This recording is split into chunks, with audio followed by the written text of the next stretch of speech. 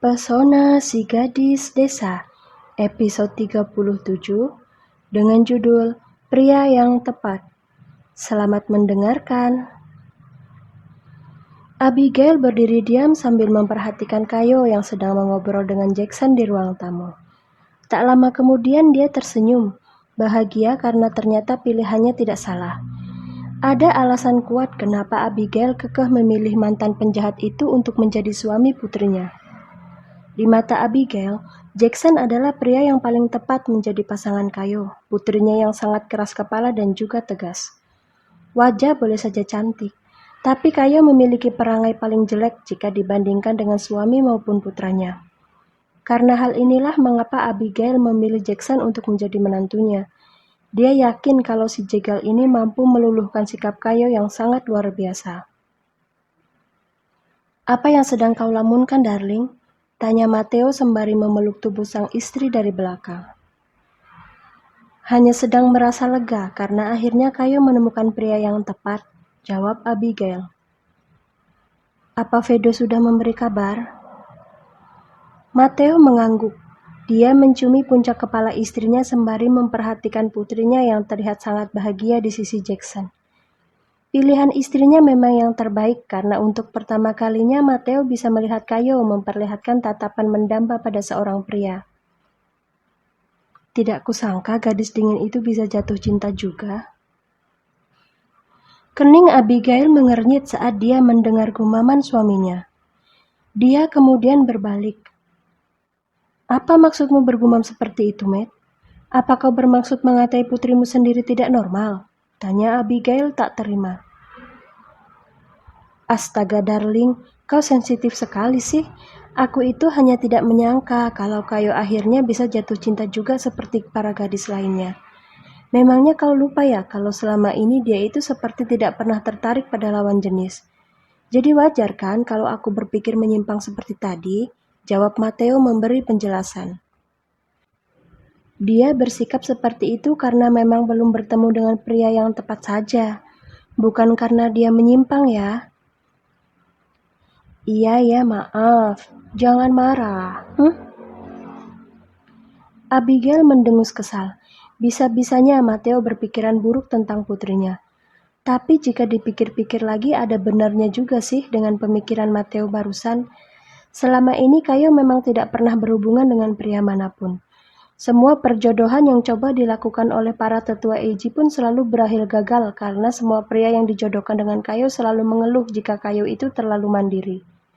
Mereka merasa tidak mempunyai harga diri lagi karena putrinya bisa melakukan semuanya sendiri tanpa harus meminta bantuan orang lain. "Ayah, Ibu, apa yang sedang kalian lakukan di sini?" tanya Kayo curiga. "Kalian sedang mengintip kami ya?" "Sembarangan. Untuk apa ayah dan ibu mengintip kalian yang hanya duduk tanpa melakukan apa-apa?" "Cih, percaya diri sekali kau," jawab Matteo bersungut-sungut. "Jaga bicaramu, Matt," tegur Abigail.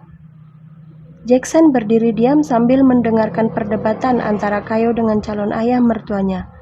Hangat, ini yang dia temui dalam keluarga ini. "Oh ya, Jack, kau akan menginap di mana malam ini?" tanya Abigail sembari menatap seksama ke arah calon menantunya. "Selama berada di Jepang, rencananya aku akan menginap di salah satu hotel milik Nyonya Leona." "Kenapa, Nyonya? Apa ada masalah?" jawab Jackson sopan. "Kapan kau akan memanggilku ibu?" Kayo langsung melirik ke arah Jackson. Dia sudah menduga kalau ibunya pasti akan bertanya seperti ini pada calon suaminya. "Aku akan segera meresmikannya setelah mendapat restu dari kalian." "Memangnya restu apa yang ingin kau minta dari kami?" tanya Matteo seraya memasang wajah garang. Sebelum menjawab, Jackson meraih tangan Kayo kemudian menggenggamnya erat. Tanpa malu-malu lagi, dia pun mengangkat genggaman tangan tersebut ke hadapan calon mertuanya. "Restu untuk mempersunting pemilik tangan ini. Dia sudah berjanji jika aku mendapat restu dari kalian, maka dia akan langsung menerima lamaranku," jawab Jackson bangga. Matteo dan Abigail tersenyum melihat cara Jackson meminta restu. Mereka kemudian saling menatap sebelum akhirnya sama-sama menganggukkan kepala. Terima kasih atas restunya, Ayah. Tapi aku baru akan menikah setelah Kak Vedo menikah lebih dulu. Ucap Kayo yang mana ucapannya membuat wajah Jackson berubah masam. Sayang, tidak boleh menggantung niat baik Jackson. Lagi pula kakakmu itu hubungannya masih belum jelas dengan Luri. Buktinya sekarang mereka malah bertengkar yang mana membuat kakakmu langsung terbang ke Shanghai untuk memperjelas semuanya. Lebih baik kau jangan menunggu mereka menikah. Ibu yakin tidak akan keberatan kalau kalian menikah lebih dulu, sahut Abigail. Saat hendak membalas perkataan sang ibu, Kayo teringat dengan kejadian sebelum kakaknya pergi ke Shanghai. Juga dengan kejadian di mana Kanita memergokinya sedang bermesraan di pinggir jalan bersama Jackson. Bu, tadi setelah aku menjemput Jackson sepertinya Kanita salah paham pada kedekatan kami. Dan aku rasa kedatangannya ke perusahaan adalah untuk mengadu pada Kak Vedo kalau dia melihatku sedang bersama pria asing di pinggir jalan. Sayangnya niat liciknya itu disambut dengan kemarahan Kak Vedo yang begitu mengerikan. Kanita bahkan hampir mati kehabisan nafas gara-gara lehernya dicekik dengan sangat kuat. Jadi Vedo kembali berbuat kasar pada Kanita? Tanya Abigail sedikit kaget. Iya Bu, Kanita sampai pucat pasi karena ketakutan melihat sisi gelapnya Kak Il. Tadi di sana suasananya cukup menegangkan, tapi juga asik, jawab Kayo sembari tersenyum kecil.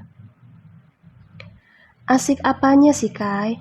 Kau tahu bukan kalau ibu sangat tidak suka pada laki-laki yang kasar pada wanita? Hal itu juga berlaku bagi ayah, kakakmu, dan juga calon suamimu.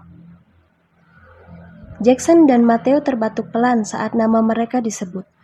Mereka tentu sadar kalau itu bukan hanya sekedar ucapan belaka, melainkan ada ancaman yang terselip di dalamnya. Iya Bu, aku tahu. Tapi tetap saja menurutku lumayan mengasihkan melihat Kanita dibuat ketakutan oleh Kak Vedo. Lagi pula itu juga salahnya sendiri kok. Siapa suruh dia terus memaksakan keinginannya, padahal kan Kak Vedo sudah menolaknya mentah-mentah. Wajarlah kalau kakak sampai bertindak kasar padanya. Abigail berdecak pelan. Dia sebenarnya juga tidak sepenuhnya menyalahkan Vedo, tapi hati nuraninya menolak untuk menerima sikap kasar yang telah dilakukan oleh putranya. Darling, sudahlah. Jangan terlalu memikirkan apa yang dilakukan Vedo pada Kanita. Aku tahu itu tidak benar, tapi di sini Kanita lah yang memanaskan keadaan. Tenang ya, nanti aku akan bicara dengan Dominic supaya dia menasehati Kanita agar tidak mengganggu putra kita lagi. Hibur Mateo yang tanggap akan pergolakan batin istrinya. Lama-lama aku kesal juga pada Kanita, Matt. Apa perlu aku yang turun tangan untuk membereskan masalah ini? Aku tidak mau Vedo melakukan hal-hal yang tidak aku sukai. Aku takut dia akan mati di tanganku, sahut Abigail seraya menarik nafas panjang. Kayo, Jackson, dan Mateo saling melirik. Ini tidak benar. Sikap Vedo telah memancing kemarahan si Dewi Perang ini. Dan sekarang Kanita juga dalam masalah besar karena telah menyinggung Nyonya Eiji. Bu, ibu tidak perlu repot-repot berurusan dengan wanita tidak tahu malu itu.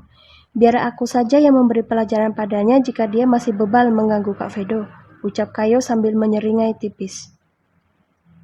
Kau tidak usah ikut campur, Kai. Lebih baik kau fokus pada hubunganmu dan Jackson. Ibu tidak ingin kedekatan kalian malah menjadi bahan gunjingan orang-orang di sini. Ingat Kayo, kau mengemban nama baik keluarga Eiji. Jadi jangan sampai kau membuat kami kecewa. Setelah berkata seperti itu, Abigail langsung pergi dari sana.